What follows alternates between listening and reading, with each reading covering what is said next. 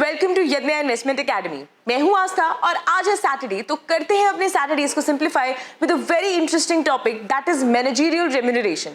अब आप सोच रहे हो कि कंपनी अपने एम्प्लॉइज यानी कि हायर ऑफिशियल्स को क्या सैलरी दे रही है, उससे हमें और आपको क्या फर्क पड़ता है, but you will be surprised to know that एक बहुत ही इंपॉर्टेंट कॉर्पोरेट गवर्नेंस का पैरामीटर है कंपनी को एनालाइज करने के लिए। अब आप सोच रहे हो कि क्यों? देखो, सबसे पहले तो ये जो भी हमारी सैलरी है जो हायर ऑफिशियल्स को मिलती है, जिनको हमें देखना जरूरी है, जिसमें आते हैं चेयरमैन, बोर्ड ऑफ डायरेक्टर्स या फिर हमारे एमडी, सीईओज, कोई भी ऐसी जो हायर ऑफिशियल्स की पोजीशन है, उनकी सैलरी को स्टडी करना होता है।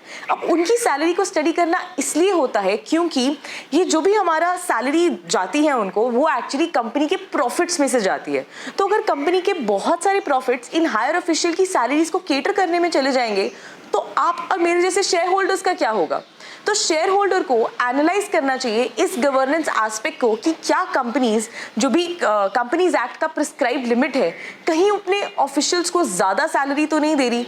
या फिर एक और इम्पॉर्टेंट पॉइंट, कंपनी के जितने भी हायर ऑफिशियल्स हैं उनकी सैलरी होनी चाहिए इन पैरेलल्स टू उनके एम्प्लॉइज की सैलरी कितनी है। तो अगर एम्प्लॉइज की सैलरी परसेंटेज पे बढ़ रही है, तो उनके हायर ऑफिशियल की सैलरी में भी उतना ही या फिर उसके जैसा ही इंक्रीमेंट होना चाहिए।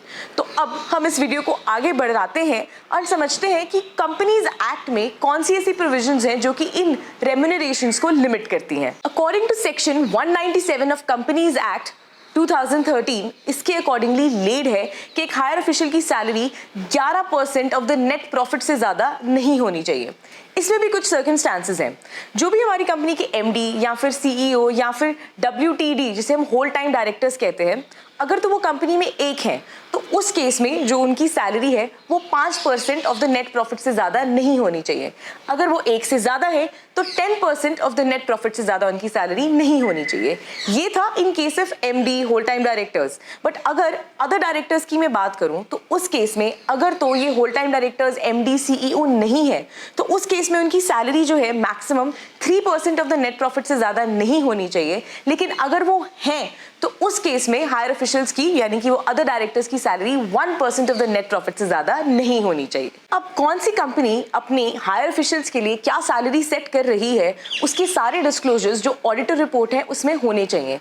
इसके अलावा हायर ऑफिशियल्स की जो भी सैलरी का रेशियो है, that should be in parallels to the median salary of the employees. तो इस चीज का ध्यान भी कंपनी को रखना पड़ता है before they are deciding any of those salaries. अब आप सब मुझसे पूछोगे कि आस्था, ये हायर मैनेजरियल ऑफिशियल्स की सैलरी हमें मिल कहां पर सकती है? तो जब भी कंपनीज अपनी एनुअल रिपोर्ट निकालती हैं, तो उनमें एक कॉलम रहता है, यानी कि एक पेज रहता है, which is corporate governance report.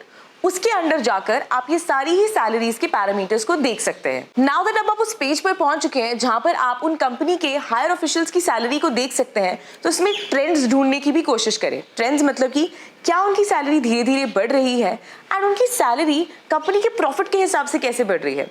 मेरा कहने का मतलब है कि अगर कंपनी की सेल्स एंड जो प्रॉफिट का ग्रोथ रेट है वो कम है एंड सैलरी जो है वो हायर ऑफिशियल्स की वो ज्यादा ग्रोथ रेट से बढ़ रही है, तो वो एक कंपनी के लिए एक्चुअली रेड फ्लैग है। जब इतना प्रॉफिट ही ग्रो नहीं कर रहा, तो वो सैलरी इतनी ज्यादा कैसे ग्रो कर सकते हैं?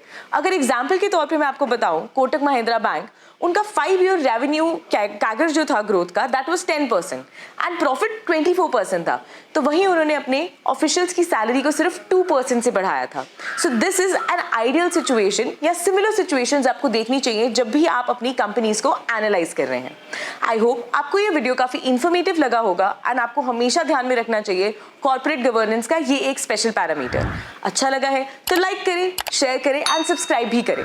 ऑल्सो अवेल करें हमारे कूपन कोड फ्रीडम को एंड हमारे research products stockometer, fundometer and model portfolios, इनको अवेल कर अपनी फाइनेंशियल फ्रीडम की जर्नी को आज ही स्टार्ट करें।